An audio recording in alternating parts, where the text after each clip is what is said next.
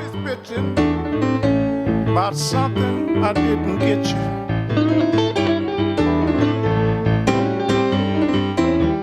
Hey, you're always bitching about something I didn't get you.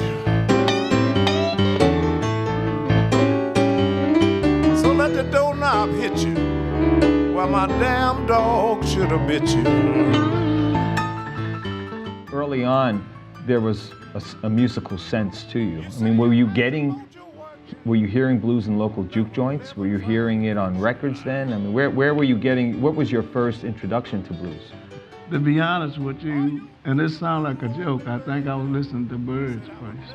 Yes. Yeah, just because I didn't know what a radio was, man, until I was about 16 years old.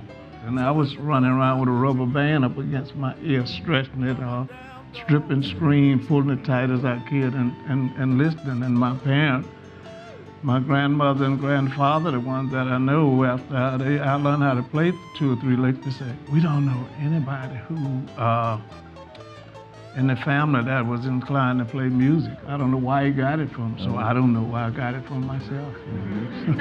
But early on for you, by the late 1950s or so, you have been introduced to chess, and you actually start working as a chess studio musician. No. What happened there? I went to Cobra Records first. The late Magic Sam took me there, and I did 2 45s, and that label collapsed, and that's when chess found Otis and sent Otis to my house to me, and I went to chess. I never was a studio musician, but it had so many great guitar players that would play, and when they got ready to record Walter, Muddy, Sonny Boy, I could go on with that. They would say, if you want it played right, call Buddy.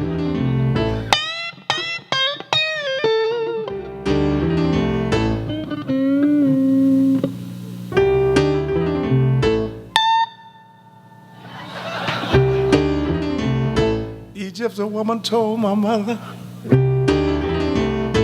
just before I was born,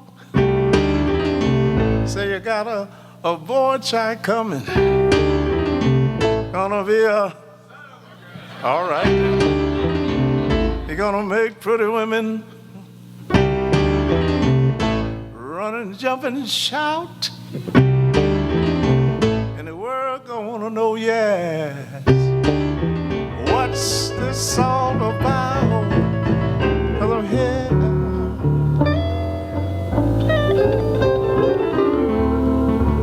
And everybody knows I'm here.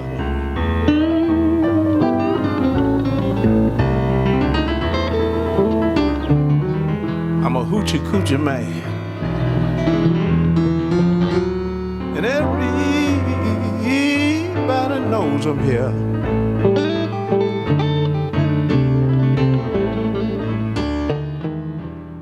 Chicago was a very exciting place in the 1950s with all these young bluesmen going up to the city. The clubs on the South Side, you know, we, of course, read about them, but it must have been fantastic. Describe the scene. What was it like on a Friday or Saturday night on the South Side of Chicago? More than 1,000 clubs, and all the great musicians was living there. And I would leave some nights after I learned how to walk for several blocks to say, well, they told me Muddy Waters, Howlin' Wolf, Little Walter was playing at this particular place, and I'm going to listen to him. I never made it because the doors was open, and every time I passed a club, there was a 3 or 4 piece band, and it sounded just like Sonny Boy Williams or so. So I would go in there and get hooked on that, and I got to wait till the next night to go see it. So it took me a long time to get to where I was intended to go. And I tell people who come to Chicago now, those was the good old days. We have this blues explosion that was really dominated by the Brits. When do you first meet the Stones and Eric Clapton and these first set of young lions that are basically playing your music?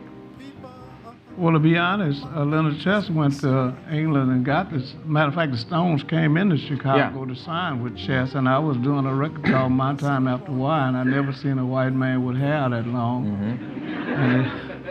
And they line them up against the wall, and then while I'm doing my session, I'm like saying, what the hell is this? Jeff Beck and Eric told me they didn't even know a Strat could be played blues on until they saw me. And I'm like saying, what did I do? I don't know, man. You know, I was just playing the guitar. On dry land.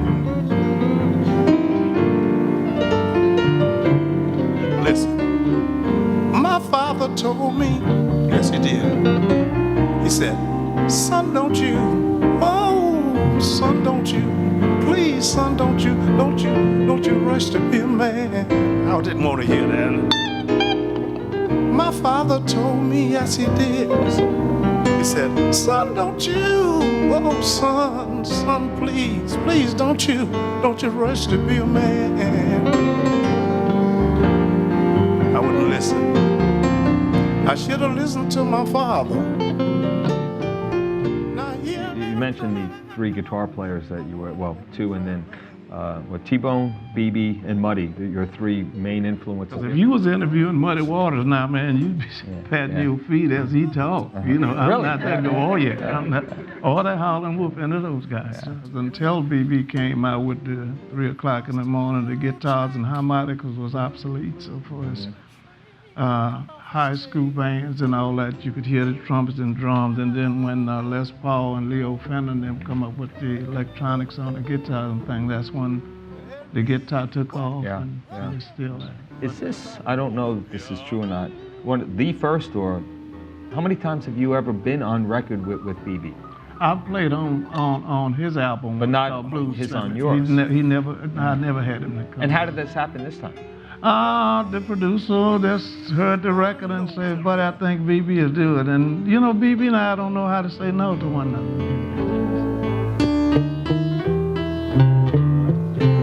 now the woman I love, man, you know she kinda big and fat. But what I like about that woman, wait a minute, let me tell y'all something.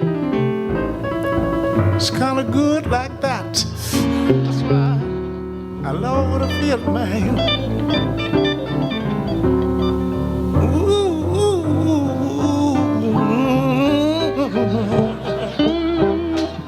I don't, let me hear you say yeah.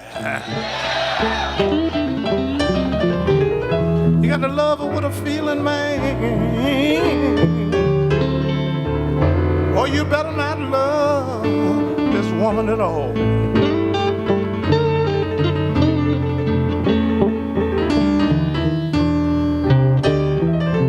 Now the cops took the woman down, you know she did not. She didn't need no bail. She started shaking for the judge put the cops in jail.